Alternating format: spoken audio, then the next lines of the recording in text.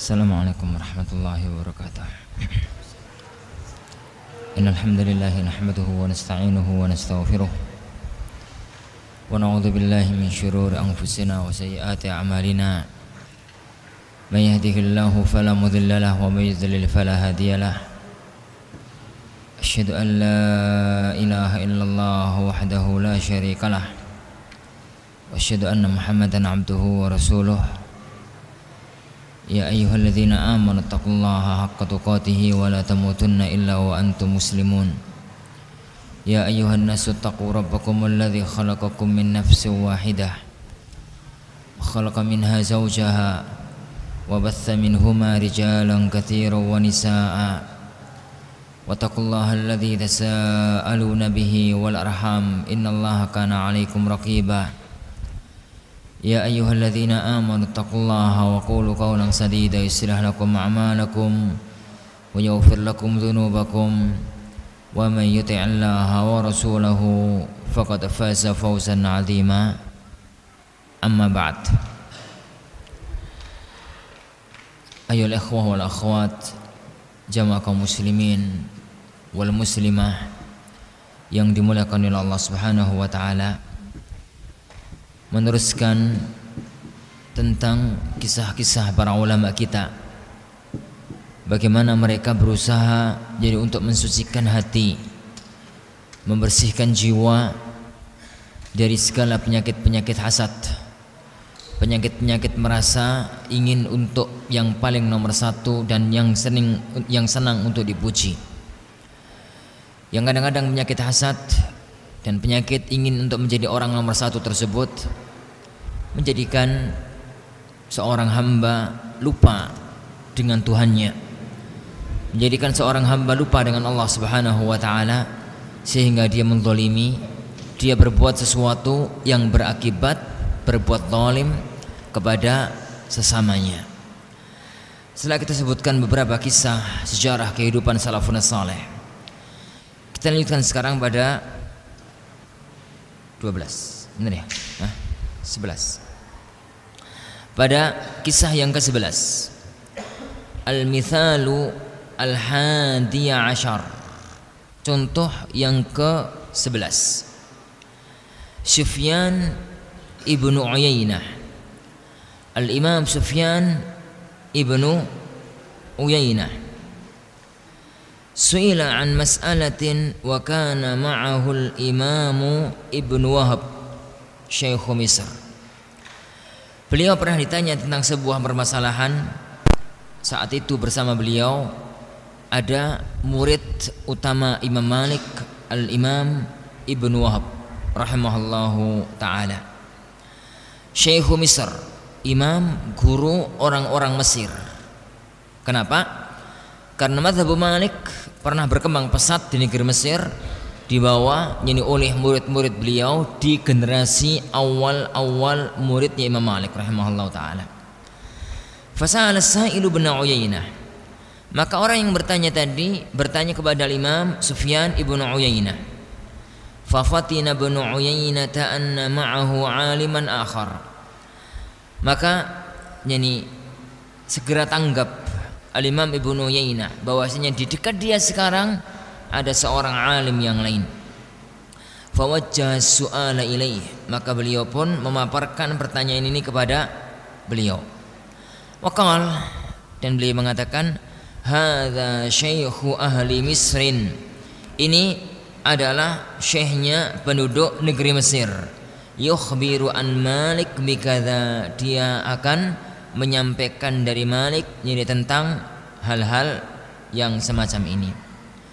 Falam yasta'thir bil jawab, beliau tidak egois untuk menjawab pertanyaan. Bal athara dzalikal akhar bil jawab, bahkan beliau lebih mengedepankan, lebih mementingkan alim yang lain tadi untuk menjawabnya. Ma'rifatan li haqqih wa tawqiran li fadlih, karena mengetahui hak alim yang lain tadi, wa tawqiran li fadlihi, dan karena menghormati keutamaannya, wa izharan li ruhil mahabbati, dan menampakkan rasa saling cinta. Kisah ini ya ikhwan mirip-mirip dengan kisah yang pernah saya sebutkan pada pertemuan yang lalu tentang tatkala Imam Ibnu Baz, Al-Imam Al-Albani dan Al-Imam Syekh Muhammad bin Utsaimin bertemu dalam sebuah majelis. Dan ini para ikhwah, kalau orang yang dalam hatinya ada penyakit hasad, ada penyakit dengki, ada penyakit jengkel, akan sulit melaksanakan.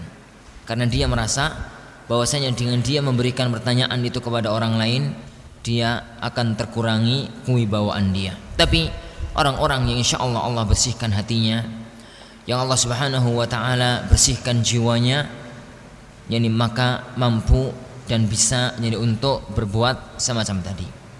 Fa'ala talibil ilm, maka jadi wajib bagi seorang penuntut ilmu an yanhaja hadzal manhaj, jadi untuk melakukan manhaj ini, untuk berjalan di atas manhaj ini. Fala yasta'thiru ala ghairi, dia tidak merasa egois atas orang lain. Wala yuqaddimu hubbadz dzati wal ananiyah, jangan mendepankan cinta pada diri sendiri dan perasaan egoisme. Wala yatarafa'u wa yatasaddaru ala hisabi ikhwani, jangan merasa yang paling tinggi, jangan merasa yang paling terdepan bandingkan dengan teman-temannya. Wala yaskhatu wala yaghlab wa yatakaddar 'aishu, jangan pula jengkel, jangan pula marah, dan jangan pula merasa tidak senang, merasa hidupnya itu terganggu. Idza alima anna ahada aqrani, apabila dia mengetahui bahwasanya salah satu di antara teman-temannya tafawwaqa alaih, lebih unggul dibandingkan dengan dirinya. Falau annahu taraka hadza kullah, seandainya dia meninggalkan semua perkara ini, latasahhalat lahu abwabum minal khairi katsira, niscaya akan mudah bagi dia untuk mendapatkan pintu-pintu kebaikan yang banyak. Kenapa para ikhwah? Yani karena hati mengendalikan jiwa. Rasulullah SAW menggambarkan bahwasanya badan manusia itu ada segumpal darah. Apabila daging itu baik, maka yang lainnya pun baik. Apabila jelek, maka yang lainnya pun jelek. Ala wa huwal qalb, ketahuilah bahwasanya dia itu adalah bayhon, adalah qalb itu hati apa jantung? Kadung diterjemahkan dengan hati, terjemahkan aja dengan hati. Aslinya al-qalbu itu jantung. Aslinya qalb itu jantung. Hati itu kabid. Hati itu kabid. Jadi kalau antum ke Saudi, ke Mesir, ke Syam, ke pasar beli qalb gitu yang dikasih jantung. Ini. Kalau antum nunjuk hati, mereka akan mengatakan ini bukan qalb, ini kabid. Dan itu memang cocok sesuai dengan hukum asal, karena fungsi dari jantung itu memompa darah, dan darah itu yang akan merasuki ke seluruh bagian tubuh. Jadi bagian tubuh yang tidak kemasukan darah dia akan lumpuh seketika waktu. Oleh karena itu, tatkala darah berawal dari jantung, maka seluruh anggota tubuh dikendalikan pula oleh jantung. Dan itu sesuai dengan apa yang disabdakan oleh Rasulullah sallallahu alaihi wasallam, yani inna syaitan yajri 'alal insan majrad dam, bahwasanya syaitan itu berjalan pada tubuh manusia dengan aliran darah. Tapi ya ikhwan, sudah kadung salah kaprah itu enggak usah dibenerin.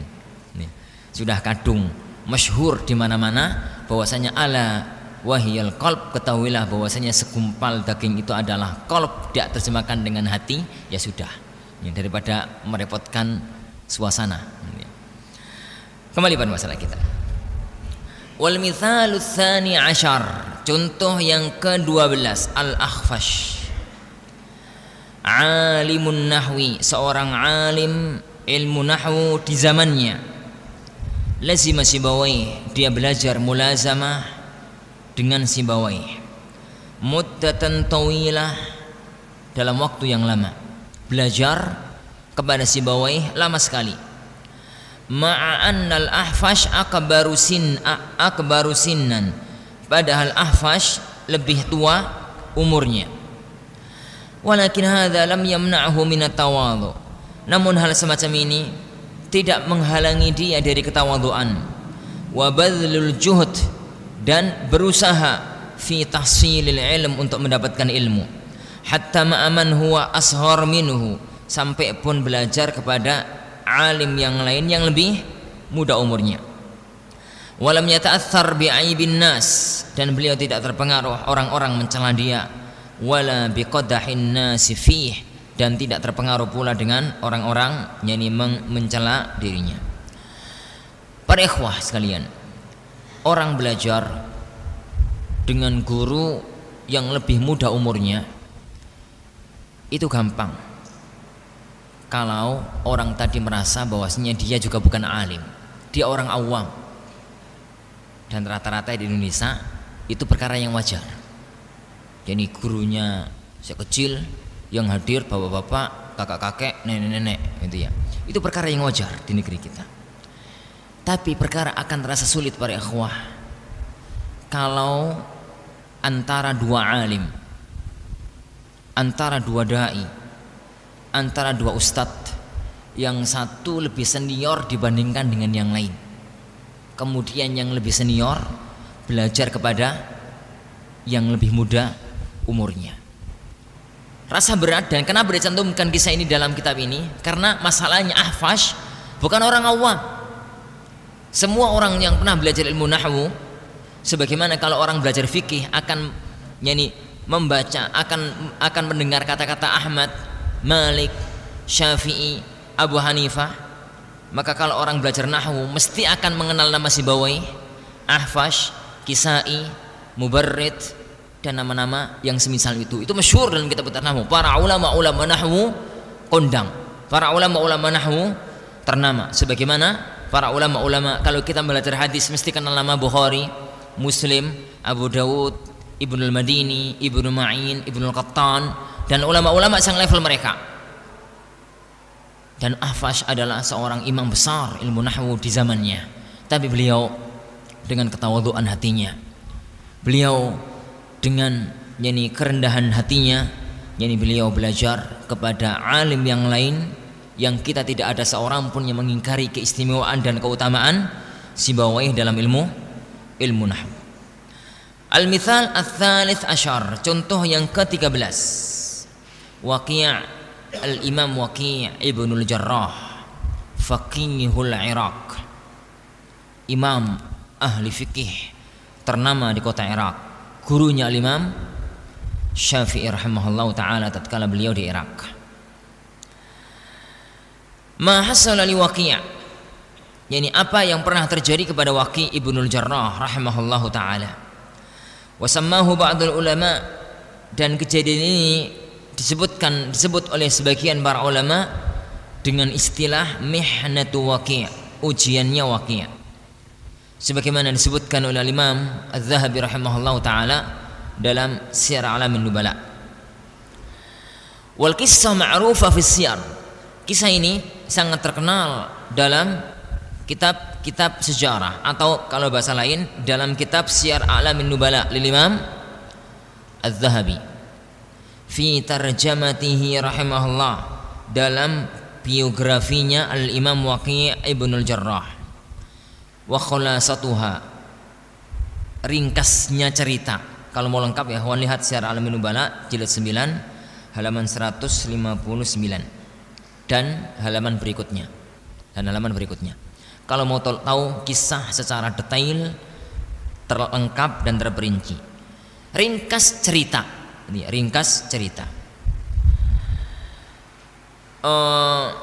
Anna Waqi'an, baca dulu.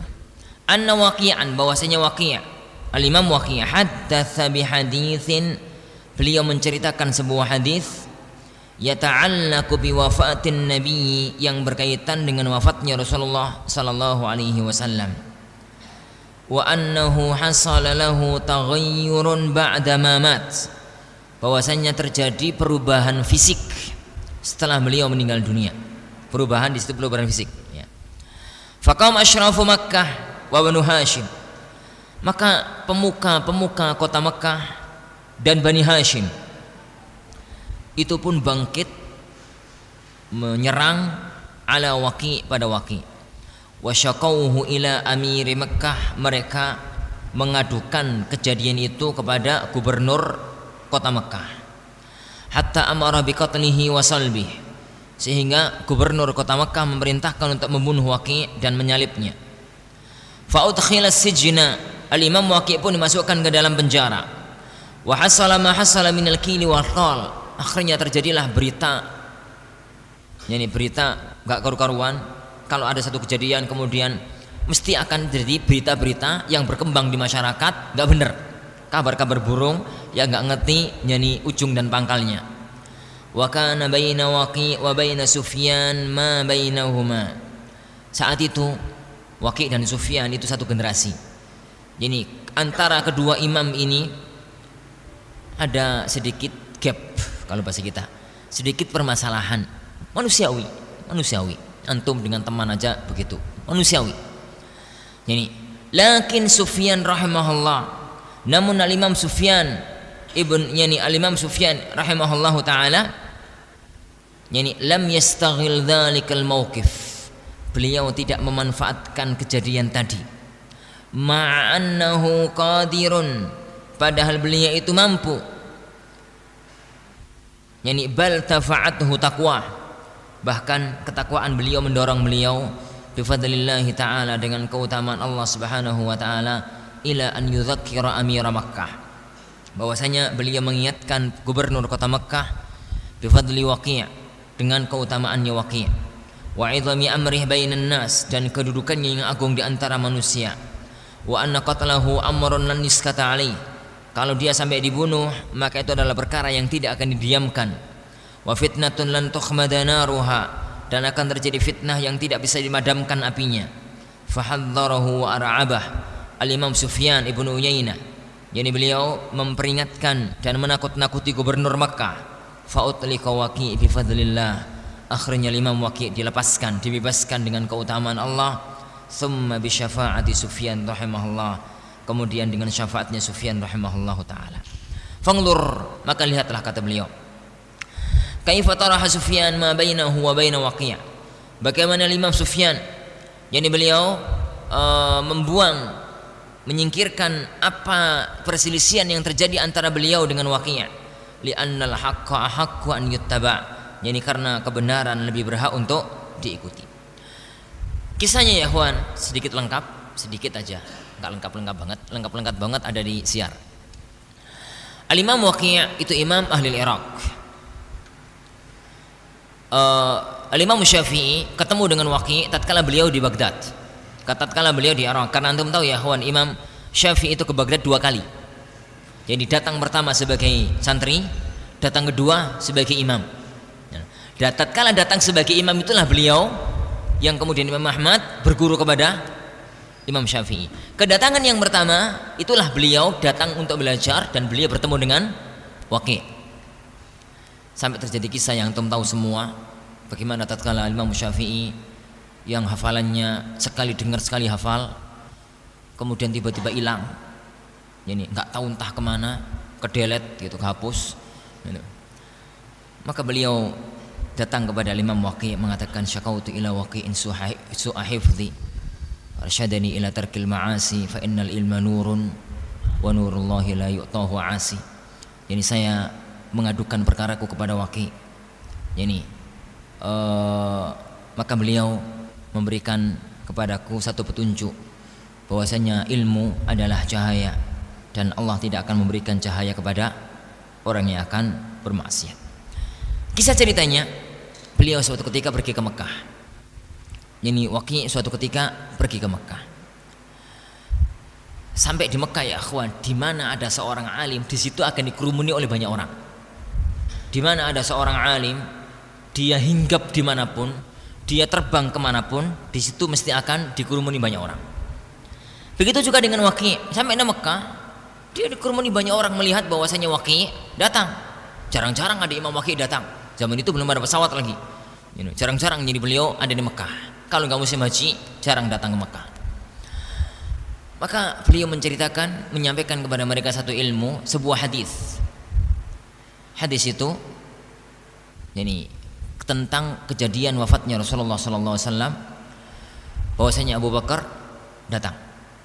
Tatkala beliau wafat, Abu Bakar datang, kemudian membuka wajahnya, mencium jadi keningnya Rasulullah SAW, Kemudian beliau mengatakan, ya Rasulullah, innaka tayyibun, yani ma atyabaka, yani hayyan wa mayyita. Ya Rasulullah, alangkah baiknya engkau, baik tatkala hidup maupun tatkala meninggal dunia. Hadis sampai di situ ya ikhwan masyhur dalam sahihain, gitu ya, dalam sahihain. Tapi kemudian Imam Waqi menambahkan satu cerita dan hadis ini mungkar. Tapi bisa jadi seorang imam salah, gitu ya. Tidak ada seorang imam pun yang selamat dari kesalahan. Beliau menceritakan keesokan harinya, dan antum tahu wafatnya Rasulullah pada hari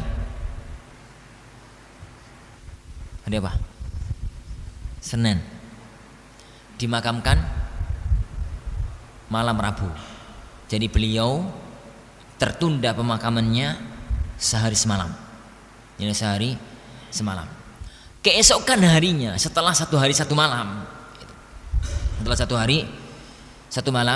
Imam Waqi menceritakan sampai terjadi perubahan pada jasad Rasulullah karena sudah satu hari satu malam.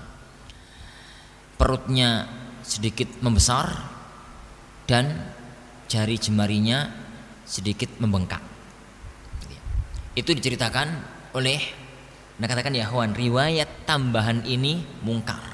Kenapa? Karena dalam semua kisah wafatnya Rasulullah tidak ada satupun riwayat ini. Tapi seorang imam bisa jadi salah. Bukti bahwasanya Allah tidak menginginkan kesempurnaan kecuali kepada dirinya, dan tidak menginginkan kemaksuman kecuali kepada para rasulnya. Tidak ada seorang pun yang selamat sampai pun Abu Bakar dan Umar, gitu ya. Begitu mendengar cerita ini dan hadis ini, para pemuka Quraisy, para pemuka orang-orang Mekah, Bani Hashim, kerabat-kerabatnya Rasulullah pada zaman itu marah, gitu ya. Marah itu dianggap melecehkan kehormatan Rasulullah Shallallahu Alaihi Wasallam.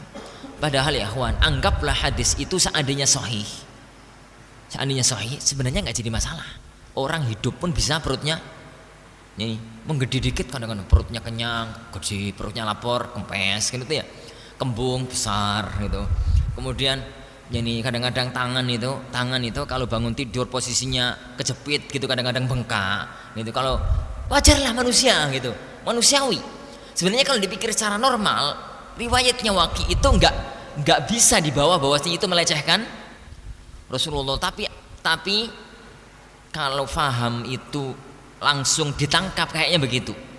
Jadi mereka langsung marah, mereka langsung jadi jengkel, kemudian membawa berita ini dengan pemahaman tadi bahwasanya Waqi menceritakan satu hadis yang melecehkan kedudukan Rasulullah. Dilaporkan ke gubernur Mekah, jadi karena yang bawa berita adalah tokoh-tokoh Mekah, akhirnya beliau pun marah, memerintahkan untuk membunuh Waqi. Padahal beliau tatkala itu adalah imam besar. Saat itu, di daerah Hijaz ada seorang imam agung, al-Imam Ibnu Uyainah, Sufyan. Beliau mengetahui bahwasanya perintah gubernur adalah untuk membunuh, bahkan menyalib Waqi. Beliau langsung mendatangi gubernur dan membentak gubernurnya, mengatakan, kenapa kalian akan melakukan perbuatan itu? Hadis yang disebutkan Waqi itu masyhur. Kata Sufyan, padahal saya pun gak pernah dengar hadis itu. Maksudnya, antum jangan katakan Sufyan bohong ya kawan. Hadis itu masyhur di penggalan pertama. Yang gak beliau dengar itu penggalan kedua. Saya katakan dari awal ya kawan, hadis penggalan pertama itu dalam sahihain masyhur bahwasanya tatkala Rasulullah SAW meninggal dunia, Abu Bakar datang, karena pada waktu Rasulullah meninggal dunia itu Abu Bakar di rumah. Beliau datang, kemudian membuka wajahnya, mencium keningnya, kemudian Rasulullah kedua mengatakan, alangkah indahnya, alangkah bagusnya engkau ya Rasulullah, baik tatkala hidup maupun tatkala meninggal dunia. Ini yang masyhur, dan ini yang dimaksudkan oleh Sufyan. Kenapa kalian mempermasalahkan Waqi? Hadis yang dia sampaikan itu masyhur, gitu. Bener toh? Nggak salah, gitu ya. Itu kalau dalam bahasa politik ya kawan, namanya tauriyah. Jadi beliau mengungkapkan satu kata, dia inginkan makna, tapi orang lain memahami makna yang lain. Itu saudaranya dusta, tapi nggak dusta. Kalau antum menggunakan itu sembarangan, itu bisa dicap pendusta. Jadi kenapa? Tiap hari jadi orang salah faham gitu ya, akhirnya dianggap pendusta. Itu dilakukan kondisi-kondisi darurat kayak begini. Kondisi darurat kayak begini. Dan itu boleh-boleh aja, nggak ada masalah. Abu Bakar ibn Siddiq radhiyallahu an dalam perjalanan hijrah ke kota Madinah, itu tahu ontanya satu, Abu Bakar dan Rasulullah gantian. Kadang-kadang Rasulullah di atas, Abu Bakar nuntun. Kadang-kadang Rasulullah yang nuntun, Abu Bakar yang di atas. Jadi yang di atas. Meskipun Rasulullah lebih tua 2 tahun, tapi penampilannya lebih keren, gitu, lebih muda. Ini karena beliau mampu menjaga kesehatannya, sehingga kelihatannya Abu Bakar lebih tua secara penampilan. Penampilan. Di tengah jalan, karena beliau berdua tahu bahwasanya perjalanannya sedang diincar dengan hadiah 100 ekor unta kalau mendapatkan kepalanya, hidup atau mati. Itu. Maka mereka semuanya berusaha untuk mendapatkan, menangkap Rasulullah SAW. Rasulullah sudah berusaha untuk mencari jalan-jalan tikus, mencari jalan-jalan alternatif agar nggak ketangkap. Di tengah perjalanan, saat giliran Abu Bakar di atas, Rasulullah di bawah, ada seorang Arab Badui yang kenal Abu Bakar, nggak kenal Rasulullah. Ini kalau ngaku terus terang bahaya. Kondisi semacam itu, dia tanya, wahai Abu Bakar, dari mana mau kemana? Dan ini siapa? Jadi tatkala itu seandainya orang lugu ya ikhwan, ini saya mau ke Madinah, lari dari Mekah, ini Rasulullah, oh bahaya. Itu namanya orang jujur, terlalu jujur. Kondisi semacam itu jadi harus rawan. Maka beliau rahimahullah radhiyallahu anhu mengatakan, orang ini hadin yahdinit thoriq. Dia hadin yahdinit thoriq. Oh gitu, gaib ya. Oh itu maksudnya. Hadin, seorang yang menunjukkan aku jalan dalam kondisi perjalanan di tengah padang pasir, di tengah lembah, gunung dan yang lainnya. Kalau jawab, dia yang menunjukkan aku jalan. Maksudnya apa kira-kira? Penunjuk jalan. Gitu. Jadi orang Arab Badui itu mantuk-mantuk, oh petunjuk jalan ya sudah. Gitu ya. Maksudnya Abu Bakar dusta? Bukan. Maksud beliau, orang ini adalah orang yang menunjukkan aku jalan Islam, jalan kebenaran, jalan ke surga. Itu namanya tauriyah. Tapi ya ikhwan, tauriyah kata para ulama akhul kadzib, saudaranya dusta. Jadi enggak dusta, tapi saudaranya dusta. Jadi mirip-mirip. Kalau digunakan sembarangan bahaya. Kembali pada masalah, ngerti ya? Sufyan enggak dusta. Jangan dikatakan antum Sufyan dalam kasus tadi dusta. Sufyan mengatakan, "Ada apa? Kenapa kalian permasalahkan Imam Waqi'?" Hadis yang dia sampaikan itu masyhur. Imam Dhahabi menceritakan secara lengkap. Sufyan padahal mengatakan dalam hatinya, saya pun belum pernah dengar kecuali ya disampaikan Waqi' itu. Aneh ini hadisnya gitu ya. Maksudnya tambahan itu belum pernah dia dengar. Tapi perhatikan, kata Imam Dhahabi rahimahullah taala, padahal saat itu antara Waqi' dengan Sufyan ada gap, sedang ada permasalahan antara keduanya. Tapi ketakwaannya Sufyan tidak menjadikan beliau menggunakan kesempatan emas itu untuk menghabisi Waqi'.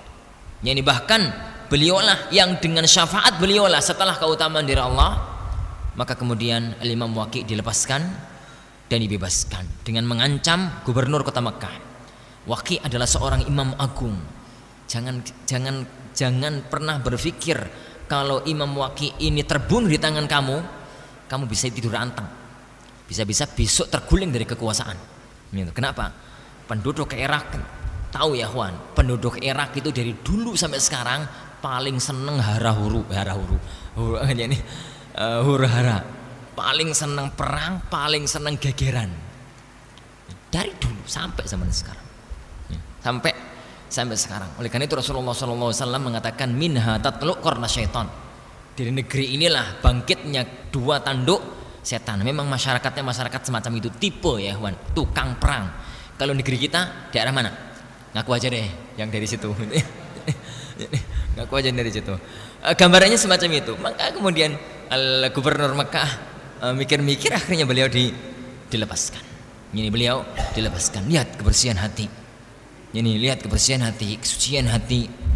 Ini para ulama-ulama kita menghadapi kasus-kasus semacam tadi, tidak menggunakan kesempatan yang di tengah kesempitan, tidak mencoba untuk mengkail ikan di air yang keruh, kata sebagian orang zaman sekarang. Ya. Tapi ya ikhwan, dalam kisahnya Waqi' tadi ada satu pelajaran penting. Ya ikhwan. Anggaplah Anda Waqi', seandainya Anda posisinya adalah Imam Waqi' pada zaman sekarang. Kemudian Anda mengetahui hadis semacam tadi. Tidak semua ya ikhwan ilmu itu disampaikan. Perlu kapan disampaikan, di mana disampaikan, di hadapan siapa disampaikan. Oleh karena itu Imam Zahabi rahimahullah ta'ala mengomentari kisah ini. Sadaqa Rasulullah mengatakan kafa bil mar'i itsman an yuhadditsa bi kulli ma sami. Orang itu cukup dianggap berdosa apabila menceritakan semua yang dia dengar. Pokoknya masuk telinga, keluar mulut. Apa yang dia dengar itu yang dia keluarkan, dan itu bahaya. Kenapa? Karena tidak semua tempat bisa disampaikan kejadian semacam tadi. Bisa jadi salah. Jadi bisa jadi salah. Kenapa? Karena hal-hal semacam tadi. Bisa jadi ada orang tanya itu untuk jebak. Bisa jadi ada orang tanya itu memang untuk memporak-porandakan kondisi. Bisa jadi macam-macam. Oleh karena itu Rasulullah Shallallahu Alaihi Wasallam tatkala dia sendirian dengan Mu'ad boncengan, antum tahulah hadis Bukhari Muslim itu, Rasulullah bertanya kepada Mu'ad, wahai Mu'ad, apa hak Allah di atas hamba dan apa hak hamba kepada Allah? Mu'ad hanya mengatakan Allah wa Rasuluhu alam. Kemudian Rasulullah mengatakan hak hamba, yani hak Allah di atas hamba adalah mereka beribadah kepadanya, tidak berbuat syirik kepadanya sedikit pun, dan hak hamba atas Allah adalah tidak mengazab orang yang tidak berbuat syirik. Alangkah enaknya masuk surga, kata Mu'ad, pikirannya enak gitu. Gampang sekali, yang penting tauhidnya beres. Maka Mu'ad sekarang mengatakan, ya Rasulullah, di akhir hadis, afala ubasyirun nas. Ya Rasulullah, bolehkah aku untuk menceritakan kabar gembira ini kepada semua orang? Maka Rasulullah segera tahu kalau ini disampaikan pada semua orang bahaya. Gitu. Hadis ini disampaikan kepada semua orang bahaya. Maka Rasulullah Shallallahu Alaihi Wasallam mengatakan la fayattakilu. Jangan, karena saya khawatir mereka akan sembrono dalam hidup, dalam ibadah, mengandalkan semacam ini. Kan itu ya akhwan, jadi menceritakan tentang hadis keutamaan tauhid itu dilihat di mana tempat. Antum kalau datang ke sebuah tempat yang syirik enggak banyak, tapi maksiat merajalela, tukang mabuk, tukang zina, tukang judi, tukang riba, gitu ya. Antum datang menceritakan hadisul bitaqah, wah malah seneng ya. Tahu hadisul bitaqah? Hadisul bitaqah seorang hamba yang dia merasa sudah hancur hidupnya tatkala di padang mahsyar, tatkala dia tidak mempunyai amal sedikit pun juga, tatkala dia sudah merasa dia akan masuk ke dalam neraka, maka Allah mengatakan, wahai hambaku, tapi engkau mempunyai satu kebaikan. Apa itu? Ditunjukkanlah kepada dia bitaqah, kartu, gitu ya. Engkau yang mempunyai keutamaan ini, tertulis di dalamnya la ilaha illallah. Kartu itu pun ditimbang dan semua kejelekannya ditimbang. Ternyata kartu itu lebih utama dan lebih berat. Itu menunjukkan agungnya tauhid. Tapi ya akhwan, bagi orang-orang yang imannya belum mantap, imannya belum mapan, terutama bagi ahli maksiat semacam tadi, wah senang, alhamdulillah Ustaz, pokoknya tauhidnya mapan, budi nggak apa-apa, ngono, karuan gitu ya, zino nggak apa-apa, pokoknya tauhidnya mapan, karuan ya akhwan. Jadi Rasulullah mengatakan la fayattakilu, jangan. Ini kenapa? Dikhawatirkan mereka akan sembrono. Likulli maqamin maqal kama anna likulli maidanin rijal, kata para ulama. Setiap posisi ada yang bisa diungkapkan, sebagaimana setiap medan pertempuran ada para jagoannya. Nah, kita teruskan.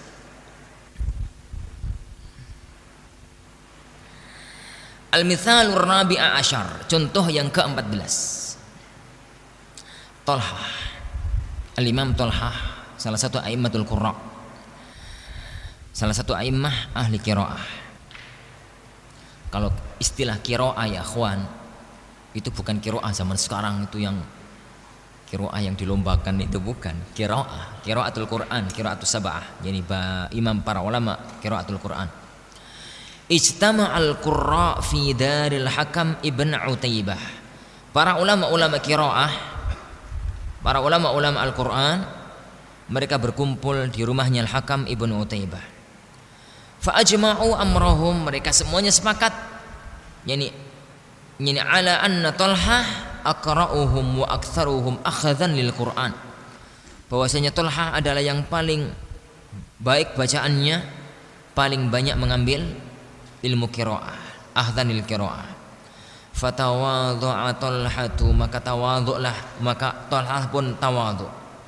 Lamma balaghahu hadza al-amr, tatkala sampai kepada beliau perkara ini. Wa dhahaba ila al-A'mash, dan beliau pun pergi kepada A'mash. Faqara alaih, lalu beliau pun belajar ilmu qiraah, belajar lagi kepada A'mash. Bukan enggak ada tujuan apa-apa ya kawan, tujuannya yani karena mereka rekan-rekannya, teman-temannya sudah mendaulat dia bahwasanya Talhah adalah imam qiraah zaman ini, orang yang paling alim di zaman ini. Untuk menghilangkan penyakit ujub, untuk menghilangkan penyakit merasa tersanjung, dan untuk menghilangkan itu dia sengaja datang ke pintunya A'mash. Supaya apa? Untuk belajar, supaya orang-orang tahu, oh ternyata di atas Talhah masih ada A'mash. Dan ini ya ikhwan sulit dilakukan karena semua orang rata-rata senang menjadi yang terdepan. Semua orang rata-rata senang dipuji. Dan itu adalah ketawadhuan para ulama kita. Fadhahaba ila A'mash, maka Talhah pun berangkat kepada A'mash. Faqara alaih, lalu beliau membaca, belajar kepada A'mash. Hatta dhahaba anhu atharu dzalikal wasf, sehingga hilang yakni sifat yang tadi dicantumkan kepada dirinya. Wa hadza amrun asir, ini adalah perkara yang berat, perkara yang sulit. Lianna aktsarun nufus, karena kebanyakan dari jiwa, tuhibbu an tumtaha au yuthna 'alaiha, senang kepingin dipuji dan kepingin disanjung. Walakin i'lam, namun ketahuilah, anna tsanaa idza sahabahu i'jab, bahwasanya pujian kalau disertai dengan ujub, yani fa innahu wabalun ala sahibih, itu akan berakibat buruk kepada pelakunya. Fal hadzarul hadzara minat tahawun bihi, hati-hati sembrono dalam masalah ini. Kalau ada orang ya ikhwan dipuji, ada orang dipuji, kemudian tatkala dia dipuji itu bukan karena kepingin dipuji, itu enggak masalah. Itu yang dikatakan oleh Rasulullah sallallahu alaihi wasallam, dzalika au tilka au dzalika ajilu busyra al mu'min, bahwasanya itu adalah kebahagiaan, kegembiraan seorang muslim yang disegerakan. Tapi ini masalah hati. Tidak ada seorang pun yang tahu kecuali Anda setelah Allah Subhanahu wa taala. Bahwasanya apakah pujian itu hanya memang sekedar pujian yang orang lain itu ikhlas melakukannya, ataukah disertai dengan rasa ujub yang ada pada jiwa. Oleh karena itu para ikhwatin azani Allah yakum, kalau muji orang lihat-lihat. Kalau pujian itu akan berakibat mendorong dia semakin baik dan semakin semangat, nggak apa-apa. Tapi kalau pujian itu malah berakibat menjadikan dia itu sembrono dan menjadikan dia itu ujub, maka ahsan tidak disampaikan hal tersebut, karena manusia berbeda antara satu dengan yang lainnya. Satu kisah lagi, al-mithalul khamis asar, contoh yang ke-15. Ismail ibnu Ulayya, al-Imam Ismail ibnu Ulayya, wa huwa Ismail ibnu Ibrahim ibnu Muqassim al-Asadi. Hadzal imam min masyayikh al-Imam Ahmad. Imam ini, al-Imam Ismail, salah satu di antara gurunya Imam Ahmad rahmatullah alaihima. Zata marrah, suatu ketika, uqimatis shalah, didirikan salat. Faqila lahu ya Ismail, dikatakan kepada dia, wahai Ismail, seharusnya Imam Ismail yang maju. Tapi dikatakan kepada dia, wahai Ismail, innaha huna Ahmad ibnu Hanbal. Di tempat ini ada Ahmad ibnu Hanbal. Tatkala ini imam dan gurunya, imam dan muridnya, guru dan muridnya sudah sama-sama jadi alim. Dan itu wajar ya kawan. Kalau umur antara guru dan murid nggak terlampau jauh berbeda. Dia gurunya, tapi muridnya pun sudah menjadi seorang alim. Dikatakan kepada Ismail, wahai Ismail, di sini ada Ahmad ibnu Hanbal. Wa huwa min talamidhihi, padahal Ahmad ibnu Hanbal adalah salah satu di antara muridnya Imam Ismail ibnu Ulayyah. Faqal, maka beliau mengatakan, qulu lahu yataqaddam, sila katakan kepada Ahmad supaya dia yang maju menjadi imam. Fa'alima annahu afdal. Ismail ibnu Ulayyah tahu bahwasanya dia sendiri itu lebih utama. Dia tahu bahwasanya dirinya lebih utama daripada muridnya Ahmad ibnu Hanbal. Wa ahaq bitaqaddum minhu, dan dia lebih berhak untuk maju ke depan sebagai imam. Wa hadzal amr qira'atuhu sahlah. Dan perkara ini kalau bacanya sih enak dibaca ya kawan, enak diceritakan. Tapi kalau menemui kasus yang sama, perasaan jiwa butuh perjuangan. Dan kita saling masing-masing ya kawan saling berbenah diri. Karena anak tidak ada bedanya dengan antum. Masing-masing di antara kita berbenah diri karena kita sama-sama memiliki jiwa yang sama, memiliki hawa nafsu yang sama. Kita sama-sama berbenah diri untuk membenahi jiwa-jiwa kita. Wa hadzal amr qira'atuhu sahlah. Perkara ini mudah diucapkan, mudah dibaca, walakin ya'suru tatbiquhu wa yas'ub, namun sulit untuk dipraktekkan, illa man rahimallah, kecuali orang yang dirahmati oleh Allah Subhanahu wa taala. Pada hadis Mu'ad, Rasulullah melarang untuk menyampaikan kepada manusia. Tapi kenapa hadis itu sekarang disampaikan dan menyebar di kalangan umat Islam? Hadis itu disampaikan oleh Mu'ad di akhir hayat, di sakit menjelang wafat. Mu'ad bingung, mau tak sampaikan dosa, enggak tak sampaikan dosa. Maksudnya mau disampaikan hadis itu Rasulullah melarang, mau enggak disampaikan ini juga bahaya. Saya tahu ilmu, enggak ada orang yang tahu kecuali dirinya. Setelah beliau menimbang, mengukur setelah ditimbang-timbang, dosanya besaran mana antara menerjang larangan Rasulullah yang ini atau menerjang larangan Rasulullah yang itu. Setelah ditimbang-timbang, daripada menyimpan ilmu, nggak apa-apa lah disampaikan biar dosa-dosa sekalian. Jadi itu namanya kalau benturan antara dua mafsadah. Jadi kalau disampaikan dosa karena menerjang larangan, enggak disampaikan juga dosa. Seandainya tatkala itu ya akhwan Mu'ad itu memilih enggak usah disampaikan, hadis ini enggak akan nyampe ke tangan kita. Kita enggak pernah tahu hadis itu. Tapi kemudian Mu'ad menyampaikannya, akhirnya beritanya sampai kepada kita. Dan yang perlu kita jadikan pelajaran, lihat Mu'ad pun tatkala mau menyampaikan milih-milih waktu, milih-milih tempat. Oleh karena itu kita tatkala menyampaikan ya akhwan butuh untuk milih-milih kondisi, tempatnya di mana dan kepada siapa kita menyampaikan hadis-hadis yang semacam itu. Wallahu a'lam. Dan insyaallah subhanahu wa taala hadis-hadis semacam itu masyhur. Tidak semua hadis bisa disampaikan pada semua orang. Wallahu a'lam. Insyaallah subhanahu wa taala kita teruskan pada waktu yang akan datang. Kita akhiri subhanakallahumma bihamdik asyhadu an la ilaha illa anta astaghfiruka wa atubu ilaik. Sallallahu wasallam wa baraka ala nabiyina Muhammad. Assalamualaikum warahmatullahi wabarakatuh.